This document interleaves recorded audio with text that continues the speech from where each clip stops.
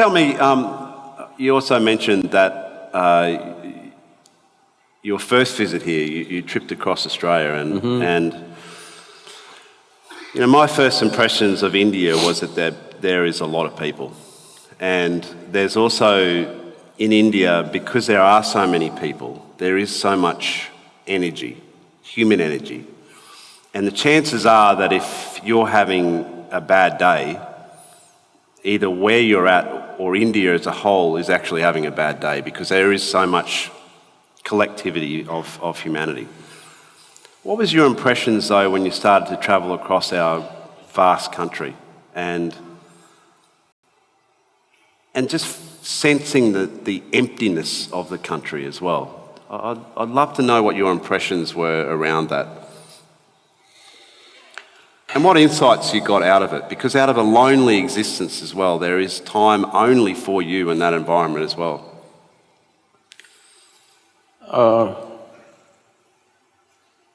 Personally, I've spent a lot of time by myself in the jungles of southern India, in the Himalayas.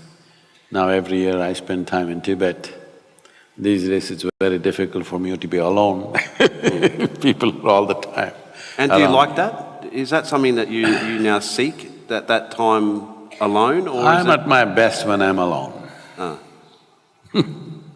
And why is that? Why do you think that is? Because I don't mess with myself. People sit by themselves and mess with themselves and make a mess out of themselves. If they stay alone, they'll go crazy, a whole lot of people.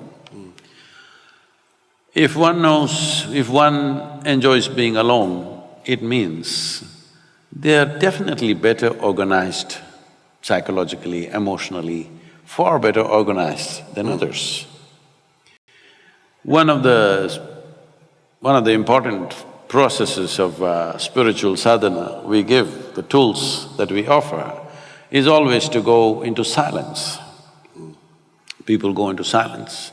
From 3 days to 3 years, 4 years like this, people go on silence, not saying a word to anybody. Well, in today's world where if they're having breakfast, they must take a picture of the breakfast, I'm having breakfast, if I'm going to the toilet, I'm going to the toilet.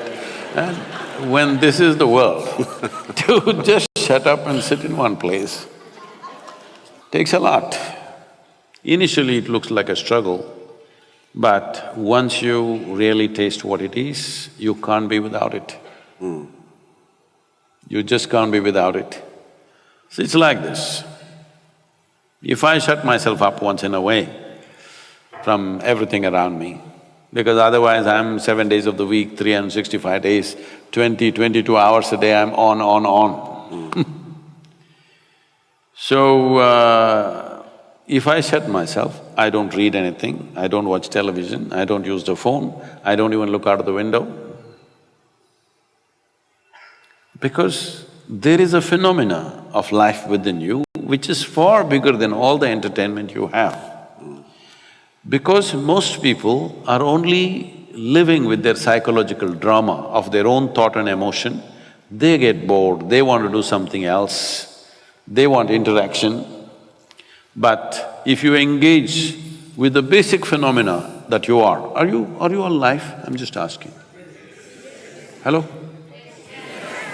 No, please look at this. Please look at this in 24 hours' time. How many moments are you really live? Most of the time you're just a bundle of thoughts, emotions, ideas, opinions, ideologies, prejudices, something other than life. If I just sit there, 4 or 5 days, I don't have a single thought in my mind, I simply sit. They are the best times. If I do that once, next few years, non-stop, no vacation, no holiday, no weekly holiday, no nothing, we just go on and on and on because once you touch the source of your life, the way the surface functions is almost… People around me think I'm superhuman. No, this is not about being superhuman. This is about realizing being human is super.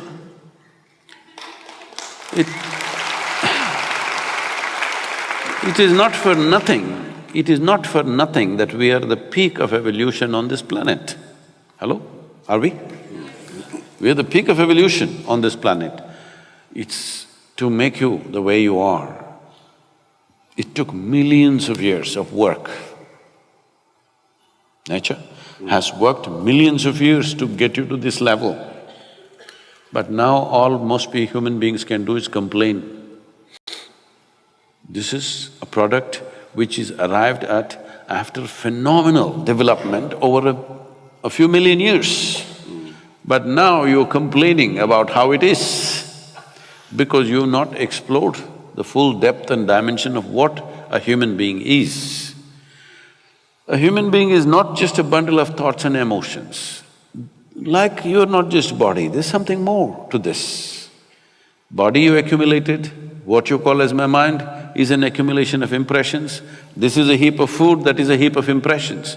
Between these two heaps, where the hell are you? Yes, where are you? It's time everybody pays some attention because this life is not for good. Since you came and sat here, you're 45 minutes closer to your grave. Yes, I'm not… Sobering thought. I'm not wishing this on you, this is the nature of our life. This is not clock ticking away, it's our life ticking away, isn't it? Most people think other people die. You know? No, you and me will die. If you understand that this is a limited amount of time and energy, you would see how to master this in some way. Do whatever you want. You can't stop 1 minute from rolling, isn't it? Hello? Whoever you may be, can you stop it? No, it's rolling away for all of us at the same pace. Well, how quickly, how rapidly or how slowly simply depends on how joyful or how miserable you are. If you're… have you noticed this, on a specific day, you were very happy, 24 hours, poof, went off like a moment. Another day you were depressed, 24 hours feel like a eon. Yes or no? So only miserable people can have a truly long life.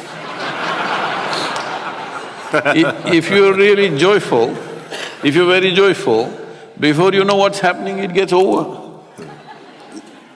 For the possibilities that a human being has come with, if you live to be 100, it's really nothing. 100 is not a long life, 100 is nothing if you're really ecstatic, it'll just pass away like this in no time. If you're miserable, every day feels like 100 years. So time is a very relative experience, but the only thing that you can master is your energies. Energetically, if you are at a certain level of intensity, what somebody does in 10 years, you will do in 1 year. Because of this, the impact and the profoundness of your experience, in terms of experience, the profoundness of experience, in terms of activity and impact in the world, it may be like 1,000 years, though you lived only 100 years, simply because you have multiplied yourself. But time is limited. Tamil people, you know some Tamil words? Now I'm going to… Seri. I'm going to Google you with Tamil There's words. one, Seri. Like you chewed fat with me. Yeah, you've got me. Come on then. Hit me with something. In Tamil language, this is very well said. When somebody dies, we don't say he died. We say, kalamaitange. That means his time got over. Perfect. It's a perfect description. Time got over, that's all that happened. Time is getting over even now, isn't it so? How young you are, how healthy you are, how wonderful you are, it doesn't matter. Time is getting over. If you're conscious that you're mortal and it's a limited amount of time, naturally you would tweak up your energies to such a level that time would be enhanced for you. Otherwise, if you think you're here forever, you think you're an eternal being, then you have time for all kinds of rubbish that you don't care for. If you knew it is very limited, you wouldn't do one thing that doesn't matter to you, isn't it? Hello? Would you have… if you really knew, see, every day nearly 250,000 people die on this planet just by natural process. And you think those people are all